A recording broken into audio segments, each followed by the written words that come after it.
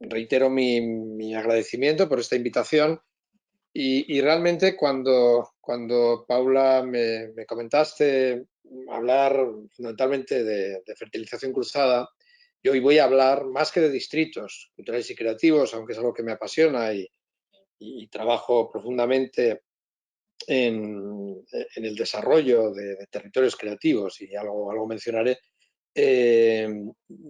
Voy a centrarme fundamentalmente en esta idea de la polinización cruzada, la fertilización cruzada, la innovación cruzada, bueno, toda una serie de nombres que es curioso que a veces contamos como anécdota que hace simplemente 3 o 4 años, en un documento que entregué a una administración pública de carácter estratégico en cultura, me pidieron por favor que quitase la expresión polinización cruzada porque qué cosas más raras hablaba y que nadie lo iba a entender, ¿no? Y entonces, bueno, pues da lo mismo, luego lo metimos por dentro del texto, pero tuvimos que quitarlo porque... Pero bueno, esto lo he ido viviendo a lo largo del tiempo, ¿no? Cosas que hoy son más o menos normales, eh, pues uno se encuentra que en realidad eh, hasta hace 4 días parecían cosas realmente extrañas, ¿no? Y una de estas es la fertilización cruzada entre sectores de las que quiero hablaros.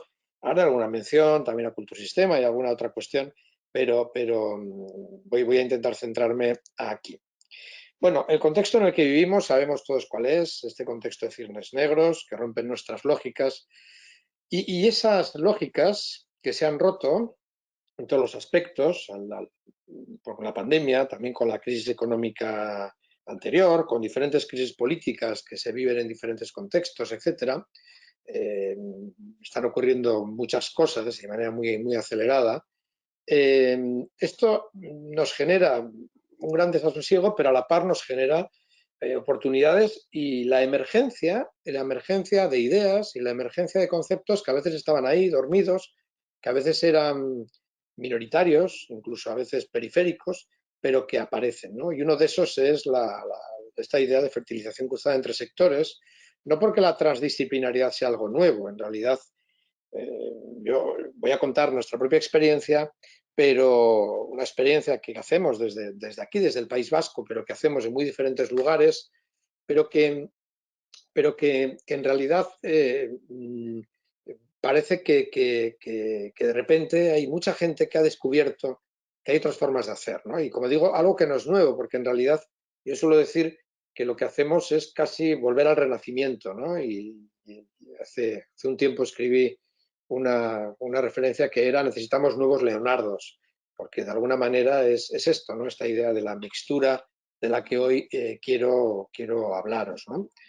Eh, Estos somos nosotros, Conexiones Improbables. El nombre de nuestra sociedad en realidad es 2+I, pero nuestro nombre comercial, con el que operamos desde 2009, desde finales de 2009, es Conexiones Improbables. Hibridar para innovar, y trabajamos en esta idea, ¿no? Hibridar, que es mucho más que mezclar, que es mucho más que juntar. A veces la gente piensa que juntando cosas diferentes ya pueden ocurrir cosas diferentes. No, hace falta metodología, hace falta una sistematización de la forma de hacer y es un poco también lo que voy a intentar hoy explicaros con respecto a nuestro trabajo. Bien, ¿en qué trabajamos desde Conexiones Improbables? Nosotros decimos que trabajamos por una economía creativa y es verdad que nuestro concepto de economía creativa es un tanto crítico con algunas visiones de la economía creativa y o de la economía naranja, tal como se están aplicando en muy diferentes lugares del mundo. Quizá porque en lo poco que he podido escuchar a Alain y el resumen que ha hecho Paula, efectivamente no estamos hablando solo de industrias culturales y creativas, estamos hablando de muchas más cosas y creo que a lo largo de la intervención va a poder entenderse nuestro concepto de economía creativa. Y nuestro concepto de economía creativa tiene mucho que ver con innovar los modos de innovar, con innovar los modos en que las organizaciones al menos dicen querer innovar, pero organizaciones no solo de nuestro sector, sino también de otros sectores. ¿Qué servicios estamos haciendo desde Conexiones Improbables? Primero, bueno, asesoramos a organizaciones de los sectores culturales y creativos, ¿no? Algunos proyectos recientes son los que estamos involucrados ahora. Pues tenéis ahí un ejemplo, un proyecto que resulta temporalmente muy interesante porque es, por ejemplo, buscar usos para Casa Gomis, un edificio singular que está en el delta del Llobregat, precisamente envuelto en la polémica por la posible ampliación del aeropuerto, de una tercera pista del aeropuerto del Prat en Barcelona.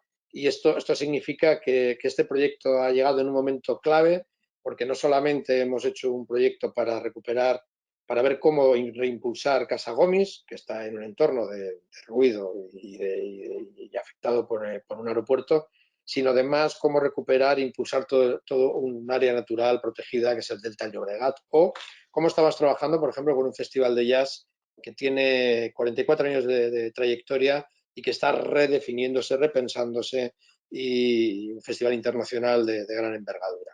O desarrollando ciudades y territorios creativos, donde por supuesto también entrará, y luego mencionaré Cultursistema. Pero, por ejemplo, estamos poniendo en marcha ahora mismo en nuestra ciudad, cosa que para nosotros es muy relevante porque esto suele ocurrir, trabajamos en todo el mundo y a veces donde menos hemos trabajado es en nuestra propia ciudad, un centro de innovación abierto y transferencia creativa que va a poner el foco precisamente en las estrategias de hibridación, en estrategias de fertilización cruzada entre sectores muy diversos, pero dando una relevancia importante al papel de la creatividad. O, en este caso, un trabajo sobre la transversalidad cultural ligado a la estrategia de país 2050, por ejemplo, en Costa Rica, ¿no? Y, por otro lado, para nosotros la economía creativa no solo consiste en impulsar el sector cultural y creativo, los sectores culturales y creativos, sino consiste también en hacer más creativos y más innovadores otros sectores económicos y sociales. Y ahí, pues trabajamos, os voy a explicar algunos ejemplos con los que trabajamos y que son un poco la esencia de esta presentación. Y por último, sí que seguimos trabajando, toda nuestra trayectoria profesional hemos venido trabajando en la formación, tanto en gestión como en políticas culturales y creativas y en innovación abierta y colaborativa para el sector, básicamente empresarial, pero también para el propio sector cultural. Y ahí, bueno, pues tenemos ejemplos desde programas de formación a emprendedores creativos, donde utilizamos muchos recursos y metodologías propias. Hemos generado muchas herramientas a lo largo de los años y, por ejemplo, abajo, pues una fotografía de un taller, Senda Improbable de Innovación, que es un taller que funciona fantásticamente bien, en ese caso con la Agencia Nacional de Innovación, de Investigación e Innovación de Uruguay, ¿no? Con empresas de sectores creativos y de sectores de servicios industriales, etc. Bien, y uno de los proyectos que mencionaba Paula es Cultursistema. No me voy a extender mucho en Cultursistema. Al final, Cultursistema, ¿qué es? Y tiene que ver con algo que también en el resumen que ha hecho Paula de la intervención de Alain ha destacado, ¿no? Cuando hablamos de sectores culturales y creativos, nosotros utilizamos esa expresión, o en todo caso sectores e industrias culturales y creativas, porque no nos gusta hablar solo de industrias culturales y creativas. Cultursistema es una metodología que hemos generado con herramientas propias, una herramienta digital, con unas herramientas analógicas, etcétera, con talleres que acompañan. De hecho, hoy hay un taller, por ejemplo, abierto para gente que se quiere mapear dentro de un rato. Es una herramienta que permite automapearse los agentes culturales y creativos en un proceso de reflexión que no solamente es un proceso que lleva a la visibilización, aunque en esta pantalla destaca visibiliza tu proyecto, sino que acompaña en una cierta reflexión estratégica que ayuda a definir muy bien tu ámbito de mercado o tu ámbito de actividad social, ¿no? Dependiendo en qué tipo de objetivos persigas.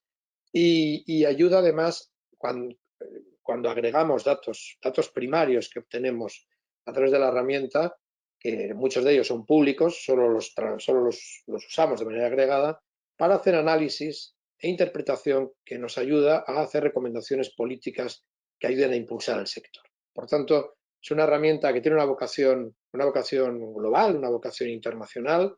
Estamos empezando con pequeños procesos en diferentes lugares, algunos en el País Vasco, en otros lugares de España. Empezamos ahora mismo con una comunidad autónoma de España, con algunos grupos en diferentes países, en Argentina, en Perú, etcétera. Ayer tuvimos un encuentro en México. México ha hecho unos procesos de mapeado inspirándose en nuestras taxonomías porque lo importante es que hemos hecho toda una nueva clasificación de sectores y subsectores culturales, una nueva definición de cadena de valor, una nueva definición de tipología de agentes y toda una serie de matrices de cruce que son además gráficamente muy ricas y que ayudan a esos dos objetivos, a situarse mejor a la gente que se mapea y a definir mejores políticas a las instituciones y a los organismos de impulso.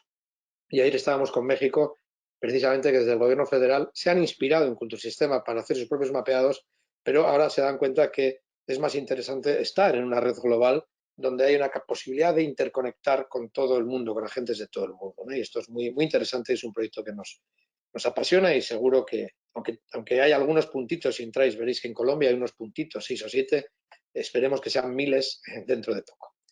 Se me ha ido, perdón, a la web, no sé cómo volver a mi presentación aquí. ¿Estáis viendo mi presentación ahora? Bien. ¿Estáis viendo la innovación es creatividad aplicada que genera valor? Sí, la vemos perfecto, Roberto.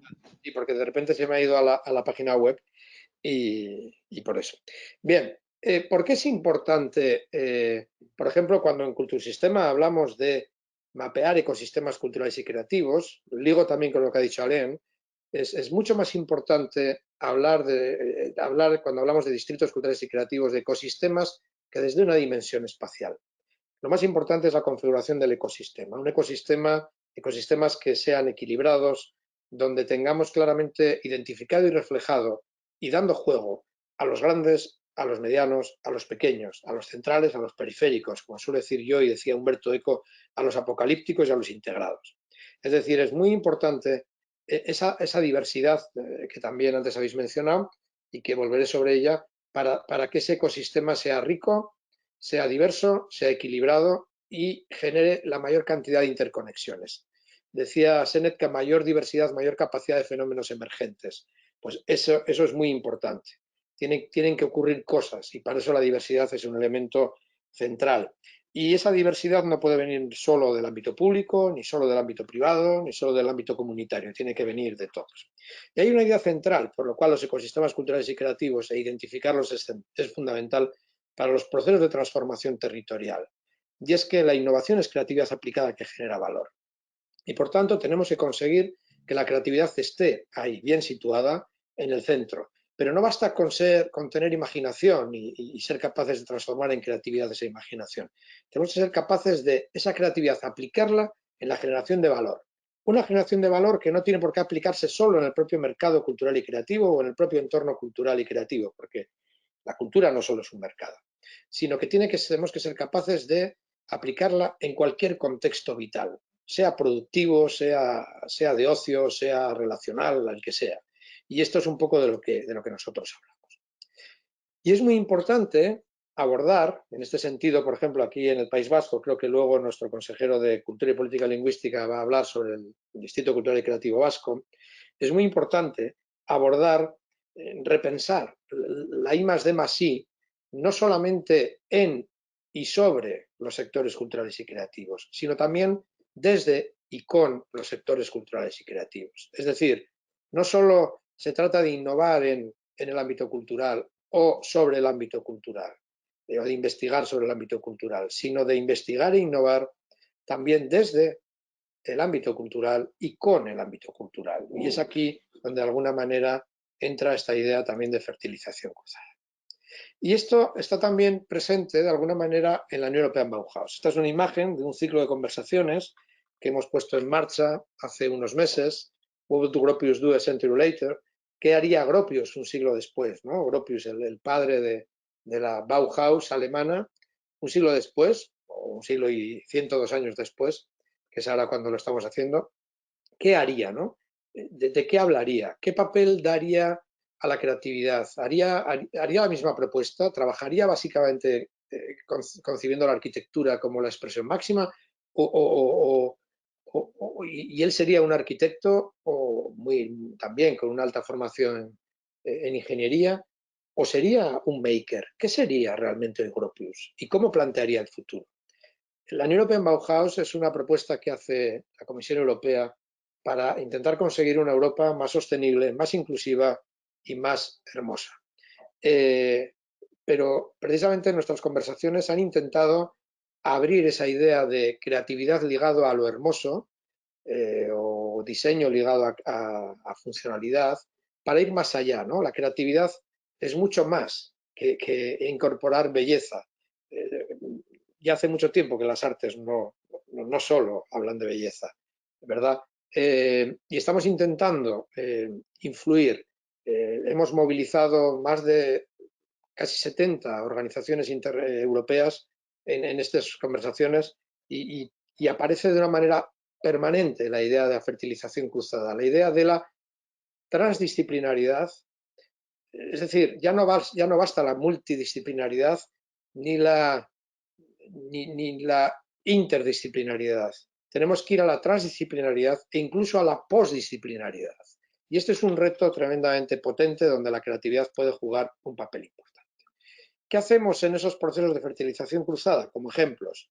Pues ahí tenéis 4 ejemplos muy distintos, voy a ir muy rápido. Desde una píldora creativa en el que el Centro de Innovación Servicios Sanitarios del Gobierno Vasco nos pide cómo podemos innovar en los procesos de identificación de los hitos que los pacientes oncológicos viven y cómo utilizar esto para formar al profesorado sanitario y sobre todo superar la evitación que a veces tiene en comunicar el cáncer.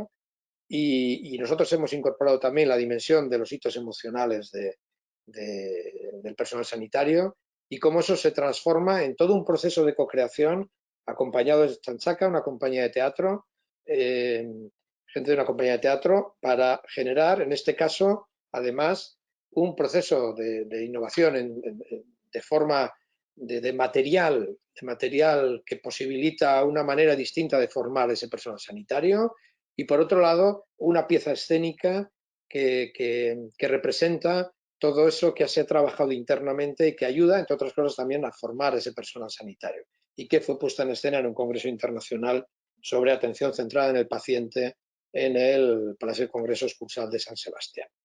O como una empresa de bicicletas, Orbea, con una trayectoria de ciento y muchos años, eh, quiere repensar, quiere redefinir toda una línea de bicicletas de uso popular, digamos, ¿no? Porque ellos están muy centrados en bicicletas de alta gama, de profesionales y de montaña, y trabaja con Cocreable, un colectivo que también, mediante estrategias de co-creación, trabaja en redefinir toda esa línea, ¿no? Y cómo a partir de ahí, además, se incorpora la co-creación en las dinámicas habituales de la empresa, etcétera. Fijaros, y en este caso no hay un artefacto como en el primero, que había además de ese proceso de innovación interno, hay un artefacto, hay una obra de arte. Aquí no hay obra de arte.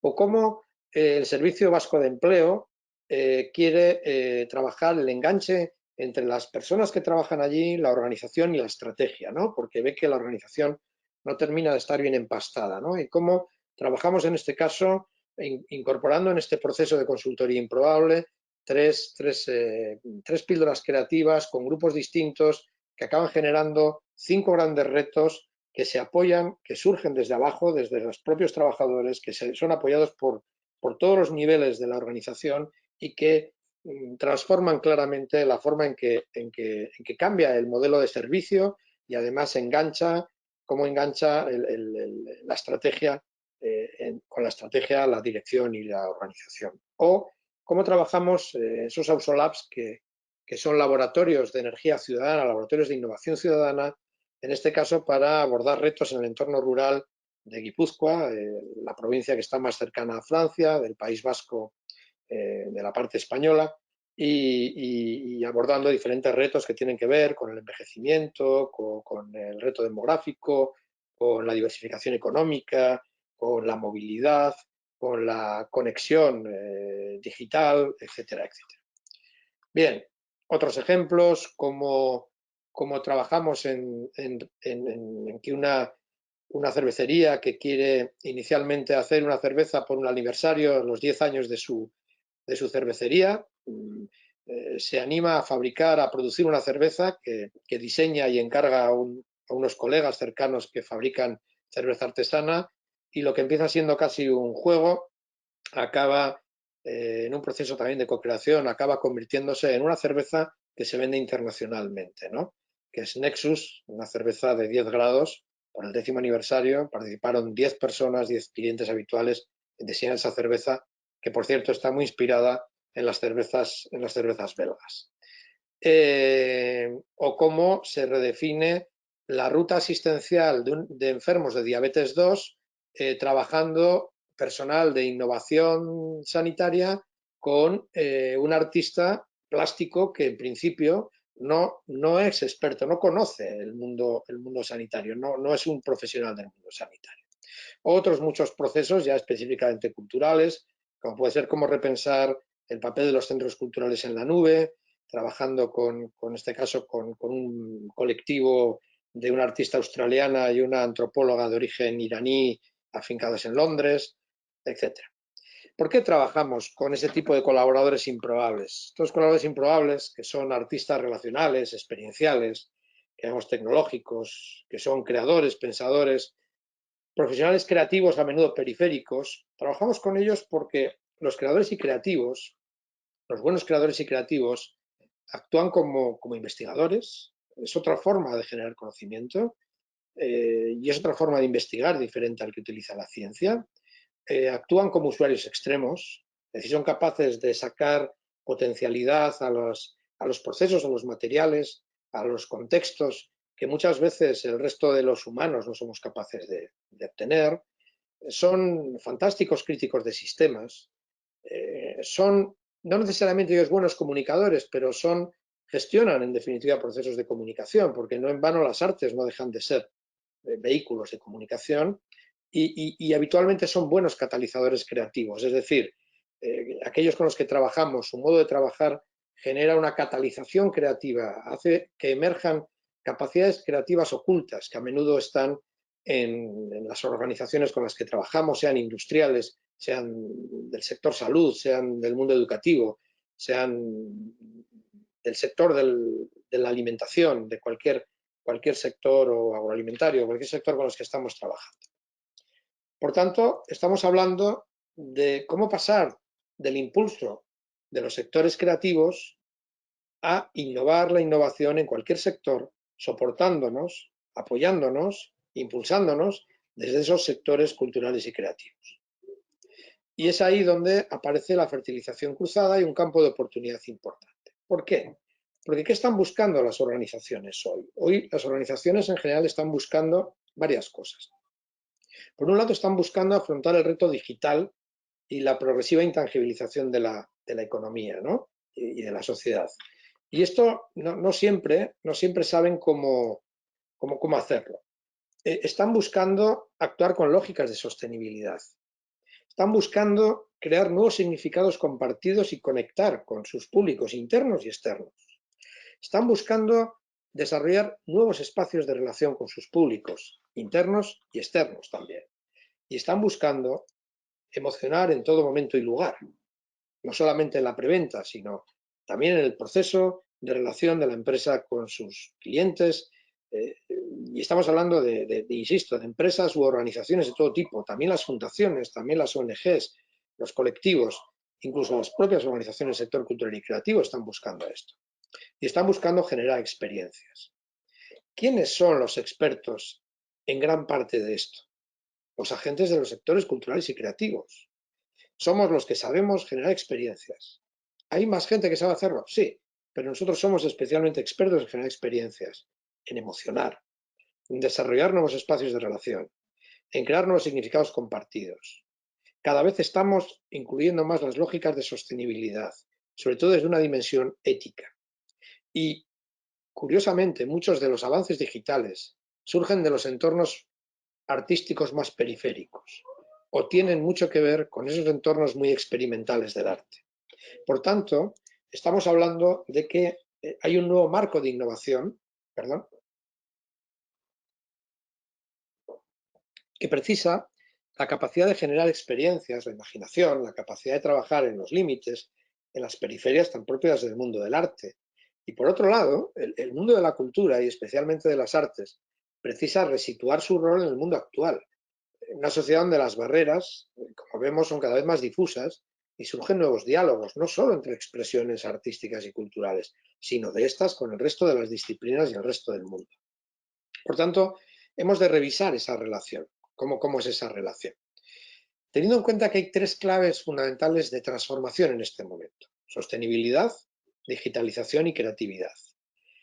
Fijaros que casi todo el mundo, quizá Colombia, Corea del Sur, África del Sur, Gran Bretaña, Flandes, bueno, diferentes lugares se estén planteando una estrategia de impulso creativo muy potente.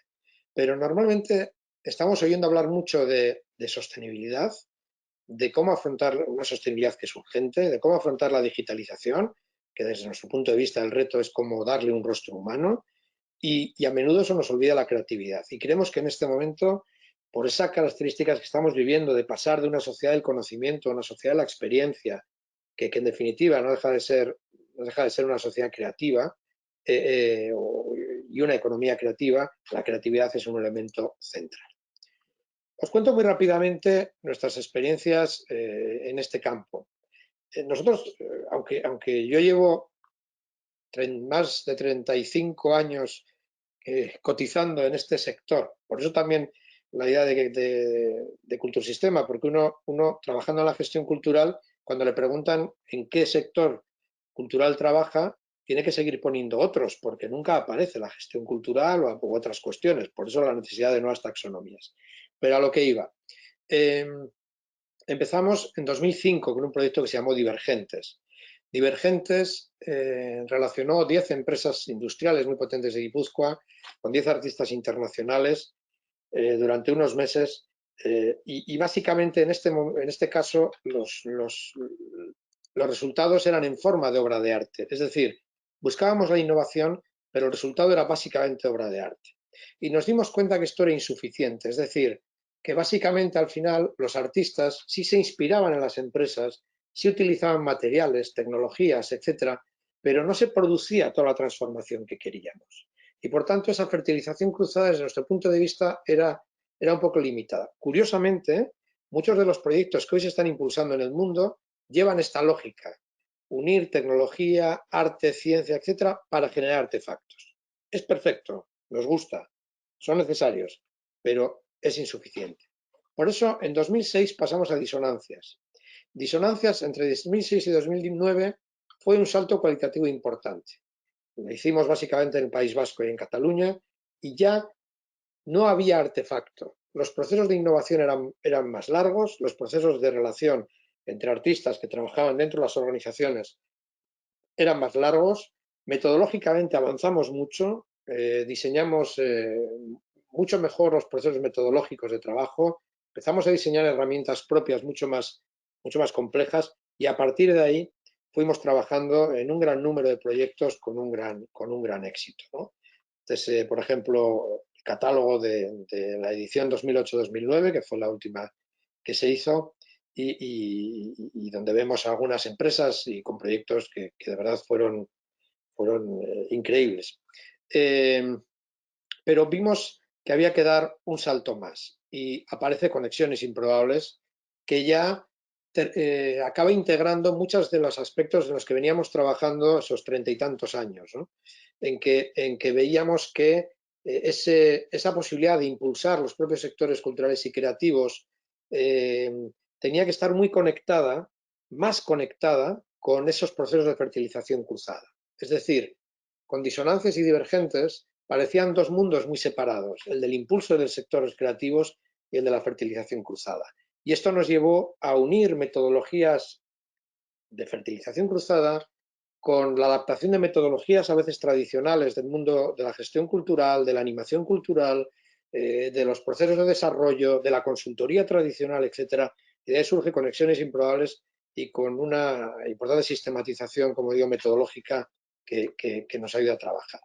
Y aquí incorporamos ese otro punto de vista, esa visión desenfocada, para volver a poner foco, ¿no? Quizá esto nos diferencia también del design thinking, ¿no?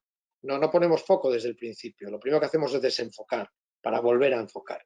Y tenemos muy definidos, como digo, los procesos de algo que es una metametodología, porque nosotros somos como una especie de paraguas metodológico dentro del cual nuestros colaboradores pueden aplicar sus propias metodologías. Y ahí es un poquito complejo y requeriría mucho tiempo para explicar, pero ahí hay una riqueza tremenda, lo cual nos permite buscar los colaboradores concretos, específicos, para cada reto concreto que tiene una empresa, una asociación, una fundación, una administración pública concreta. Y esta es una de las claves, ¿no? No tener esa posibilidad de trabajar también con una diversidad de colaboradores. Al final, ¿qué hacemos? Al final somos una consultoría que promueve en diferentes contextos procesos exploratorios y de co-creación orientados a la innovación, a la colaboración y a la transformación de organizaciones y territorios. Y que lo hacemos introduciendo lógicas, metodologías, experiencias, modelos de pensamiento o profesionales procedentes de las artes, la cultura y la innovación. Es decir, en realidad lo que hacemos es consultoría, pero es una consultoría distinta a la consultoría tradicional, porque nuestras metodologías son distintas, porque nuestro punto de vista es distinto, nuestro contexto es distinto y nuestros colaboradores son distintos. Pero en cualquier caso estamos en esa lógica de romper las barreras entre disciplinas, ¿no? De buscar la innovación en ámbitos muy distintos, como pueden ser innovar en estrategias o modelos de negocio, en productos, servicios o experiencias, en tecnologías, metodologías, procesos o en modelos organizativos, combinando esa forma de trabajar que os decimos, ¿no? Esto tiene mucho que ver con un colaborador nuestro, François Deck, un artista consultor francés. Él habla de mutualizar competencias e incompetencias, ¿no? De mutualizar competencias y teóricas incompetencias, es decir, la importancia de combinar conocimiento experto y conocimiento no experto, pero altamente creativo, para encontrar nuevas preguntas que respondan que den nuevas respuestas, ¿no? Porque la clave no está tanto en las respuestas, sino en las preguntas, es decir, hacerse la pregunta adecuada. No hay una respuesta acertada a una pregunta equivocada, ¿no? Esto es algo que yo siempre digo y que hay que tener en cuenta, y a menudo, incluso también en el desarrollo de las políticas culturales y creativas, incluso en los distritos culturales y creativos, estamos equivocándonos en las estrategias porque estamos equivocando la pregunta y porque estamos teniendo una mirada muy sesgada sobre el propio ecosistema cultural y creativo, y por tanto eso nos lleva a medidas muy sesgadas de actuación. Y este es el mayor riesgo en este momento de los distritos culturales y creativos, de las políticas de impulso creativo y, por ende, de las estrategias de economía creativa, que en gran medida se reducen al impulso de las industrias culturales y creativas, no considerando la globalidad de los ecosistemas y la diversidad de los ecosistemas. Una diversidad que es necesaria, perdón, quiero ir para atrás, una diversidad que es necesaria entre diversos. ¿Y por qué digo esto? Porque todos hablamos de diversidad, pero en realidad nos gusta la diversidad entre parecidos, porque la diversidad entre diversos nos genera desasosiego, y la verdadera diversidad implica verdadera diversidad. Y el ecosistema y las relaciones de fertilización cruzada requieren mucha diversidad. Cuanta más diversidad, mejor. Un segundo valor para nosotros fundamental es la apertura. Hay que estar abierto a abrirse. No hay que decir que se quiere uno abrir, sino hay que estar realmente abierto a abrirse y hacer procesos de relación con el diferente, porque eso es fundamental para generar procesos de transferencia creativa con otros sectores en estas estrategias de fertilización cruzada. Y por supuesto la colaboración, que implica comunicación e implica conocer el lenguaje del otro, implica conocer los contextos del otro, implica, por supuesto, todas esas cuestiones que siempre hablamos, de empatía, etcétera, etcétera, de generar un proceso de conocimiento, respeto, reconocimiento, confianza, y podríamos hablar de muchas cosas. Por tanto, quiero destacar ese potencial de relacionarse entre diferentes, teniendo en cuenta una cosa, la importancia de la mediación. Cada vez hay más gente que habla de fertilización cruzada y de transdisciplinaridad, y quiere poner en relación cosas diferentes con falta de método y con falta de agentes mediadores. Cuando los sectores hablan lenguajes muy diferentes, tienen expectativas muy diferentes, se mueven en contextos muy diferentes, para que trabajen juntos hace falta la mediación y hace falta mediadores entrenados para hacer esos procesos de polinización cruzada. Ya nos referiríamos a la famosa estrategia del colibrí, o procesos de fertilización cruzada, los podemos llamar procesos de hibridación, como en general los llamamos nosotros, entre sectores y disciplinas distintos, ¿no?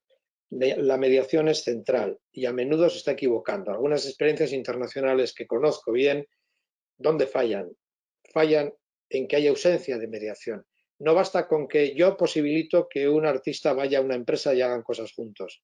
No, hay que apoyar ese. Y no solo hace falta recursos económicos, hace falta incorporar el soporte de una mediación que ayude a que esa relación sea fructífera, que ayude a resolver los conflictos o incluso a provocar conflictos si la relación no genera conflictos positivos, no genera perturbaciones creativas que permitan avanzar. Por tanto, el papel de la mediación es central. Me gustaría acabar con esta frase que lleva acompañándome muchos años, y es de Pavel Bagler, un profesor de la Facultad de Diseño de la Universidad Metropolitana de Manchester, que viene a decir que lo que la sociedad necesita es más lo que los artistas son que lo que los artistas hacen. No necesitamos tanto artefactos como eso le gusta decir a mí, como impactos. Tenemos muchos artefactos y seguimos necesitando artefactos, buenos artefactos, pero lo que más necesitamos del mundo de las artes y la cultura es esa capacidad de ver diferente, de hacerse preguntas diferentes, de pensar diferente, de abordar retos de una manera diferente. Por tanto, necesitamos pensar ya en el mundo de las artes, la cultura y la creatividad, insisto, no tanto como un mundo de artefactos, como un mundo de impactos que son capaces de generar innovación, son capaces de generar transformación y son capaces de hacer de esa innovación y transformación no solo beneficiosa para el que de alguna manera la provoca o la busca, sino también bajo un prisma de innovación social que tenga un impacto social en el conjunto de la sociedad. Por tanto, hacer una fertilización cruzada de base creativa implica abrazar lo improbable, implica abordar terrenos nuevos, pero con un campo de posibilidades tremendas para el desarrollo del sector cultural y creativo. Una economía creativa que se queda solo dentro del propio ámbito de los sectores culturales y creativos es una economía creativa que no explota todo el potencial que estos sectores tienen. Insisto, tan importante como el videojuego, la moda, el diseño, es el patrimonio, es las artes, son las artes aplicadas en los oficios creativos, son los servicios de articulación e industrias auxiliares, la consultoría cultural, la mediación cultural, la formación cultural, el ocio y la recreación, muchos otros ámbitos que a menudo se nos olvida y que son centrales. Así que espero que cuando menos os haya dejado preguntas encima de la mesa. Gracias y ha sido un placer. Quedo abierto para todas vuestras cuestiones.